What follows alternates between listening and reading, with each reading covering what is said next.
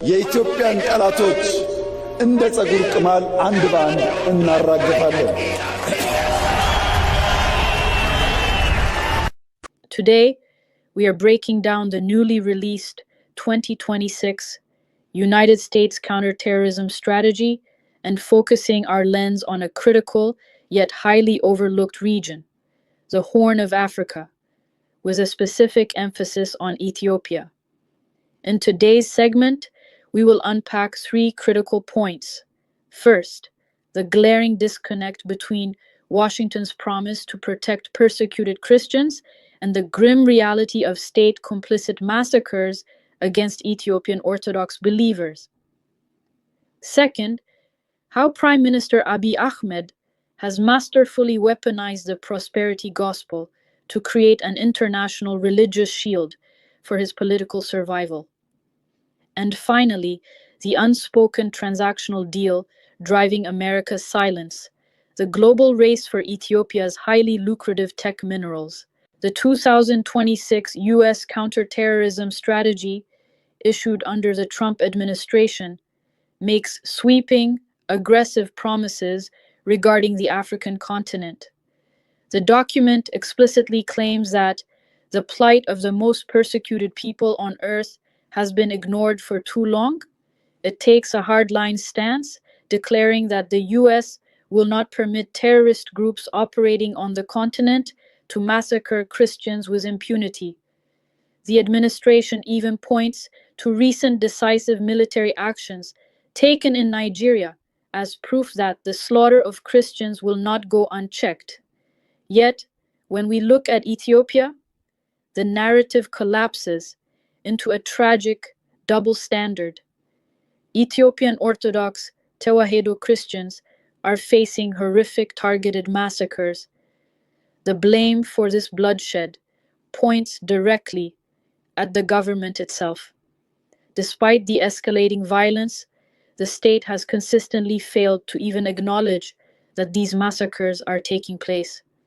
This deafening silence is not mere incompetence, it is state complicity. To understand why, we have to look at the political survival strategy of Prime Minister Abiy Ahmed.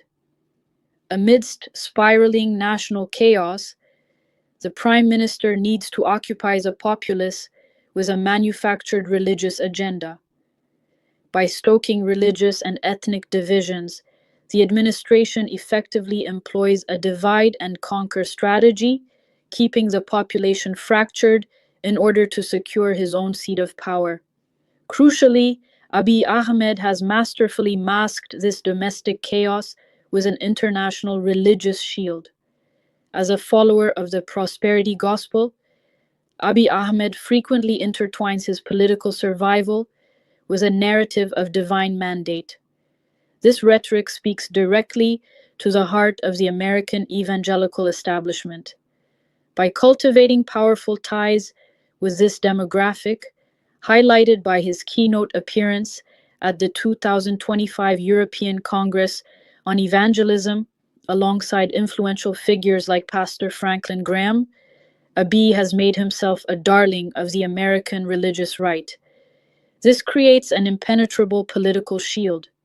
It is politically unviable for a conservative U.S. administration to hold a foreign leader accountable for massacres when that same leader is championed as a beacon of faith by their own voting base. But religious diplomacy is only the cover.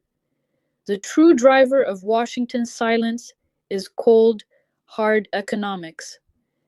The 2026 strategy is unapologetically rooted in an America First doctrine, and the silent engine of this bilateral relationship is the global race for tech minerals. For context, tech minerals, often referred to as critical minerals, are the foundational raw materials required to power the modern world. They include elements like lithium, tantalum, cobalt, and rare earth elements. These are the non-negotiable building blocks for everything from smartphone capacitors and electric vehicle batteries to artificial intelligence infrastructure and advanced military defense systems. Ethiopia is sitting on a gold mine of these specific resources. The country boasts significant, largely untapped pegmatite deposits of lithium and tantalum, particularly in the southern regions like the Kenticha mine. Tantalum is essential for high-performance electronics, while lithium is the backbone of the global battery supply chain. Washington is turning a blind eye to Ethiopia's state-driven fractures and the violence against the Orthodox Church because Addis Ababa offers something the America First strategy desperately needs: a lucrative, secure pipeline of these strategic tech minerals, bypassing reliance on global adversaries. The 2026 U.S. counterterrorism strategy may promise to protect the faithful, but here in the Red Sea corridor, fundamental human and religious rights are taking a backseat to transactional diplomacy, political survival, and the global tech supply chain. ቋሚ እስላሞችን ሲቀልብ ነው ያየነው። እሱ እስላም ስለሆነ ማለት ያነኝ ጴንጤ ነኝ ፕሮቴስታንት ነኝ የሚለው አብይ አህመድ እስላም እኔ ሙስሊም ስለሆን ከእንግዲህ በኋላ ሙስሊም ሁለተኛ ዜጋ የሆነባት ኢትዮጵያ የለችም፣ አትኖርም። Yeah, and it's just striking how the international community misread Abiy, and to some extent, your book suggests a lot of this was willful in the sense that there was a desire to kind of believe what Abiy was saying because, to some extent, it was convenient, and seeing Abiy through these pre-constructed frames of being a liberal reformer, of being Ethiopia's Obama. Rather than situating him within the complicated long history of ethnicity and power in Ethiopia, I think outsiders kind of imposed their own framing, and that served Abiy's interests. So Abiy is awarded for supposedly bringing to an end this long conflict between Eritrea and Ethiopia. But roughly a year after winning the Nobel, Ethiopia finds itself in yet another civil war. It's known as the Tigray War, and Isaias, the ruler of Eritrea, has a longstanding grievance with the Tigrayans because of the brutal nature of the war that Eritrea and Ethiopia had fought in the 1990s. And then Abiy has this similar desire for de-Tigrayization, it seems, because they are a pole of power that he feels has framed as a kind of like a deep state to some extent, sabotaging his efforts to make Ethiopia great again. So talk to us about how this war begins in 2020 and how it unfolds, because there are multiple stages. It begins, it starts, it stops, it begins again. And what stands out is how brutal it is. And also how much of that brutality is unrecorded. Yeah, I mean, it's considered to be, or thought to have been, possibly the deadliest war of the 21st century. The numbers dead are not really known, but certainly many hundreds of thousands, possibly a million or more, through bombs, bullets, but also starvation and hunger-related diseases. So it's a terrible conflict, and one of the purposes of my book was to try and kind of convey that to people. To, I think, many in the West and America and where I'm from, the UK, do not it doesn't register particularly as one of the great wars of our time, which it absolutely was. And yet it seems like in the lead up to the war, the international community was largely ignoring the signals that were plain to see for you as someone who was there on the ground. So I'd like you to talk to us about why that was the case. And what does that say about how, the West, the UN and others approach a conflict in Ethiopia and maybe Africa at large? Yeah, and I'm pretty critical specifically of America. Then it was Trump's administration, which was, unsurprisingly missing in action when it comes to Africa policy, but also the embassy in Ethiopia, the US embassy in Ethiopia, which had very much embraced Abiy as their guy. The US ambassador at the time described Abiy as basically a visionary and the most pro-West, pro-America leader we're ever going to get. So they saw him as as an ally.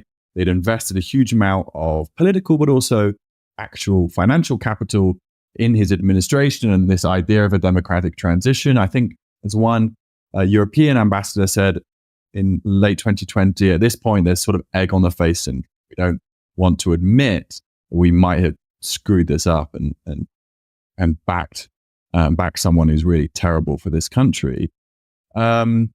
So there was also there was also institutional kind of sloth, a lack of coordination between different Western capitals and how to respond in order to try and head off a violent conflict. And there was also, I think, institutional ignorance. I was always struck by how little embassies in Ethiopia, the guys who are meant to be kind of informing capitals and governments around the world about what's happening in Ethiopia, how little they really understood. They were often cloistered in their embassies in the capital, kind of talking to the same people, often with a kind of particular biases towards the government or towards particular kind of strand of constituency in Ethiopia, and didn't understand the complexity. And there was certainly no kind of real willingness to engage with the reality, which was the country was on an incredibly dangerous trajectory, and that the prime minister himself was part of the problem because he saw himself as divinely ordained, but also endorsed by the whole way to the international community, and specifically America and the West, in his kind of path to remake Ethiopia in his own image. And I think that meant that once the war began, yes, there was very little, there had been very little kind of preparation from the outside world and how to respond, but also a kind of an unwillingness, even once it had begun and once it was kind of abundantly clear how catastrophic it was and how far away it was from what the government at the time called a kind of, you might recognize this from Russia's invasion of Ukraine, a kind of simple law and order operation. It was in fact a arguably genocidal assault on a minority grouping, a vulnerable minority grouping, that was characterized from the outset by ethnic cleansing, mass rape, and starvation.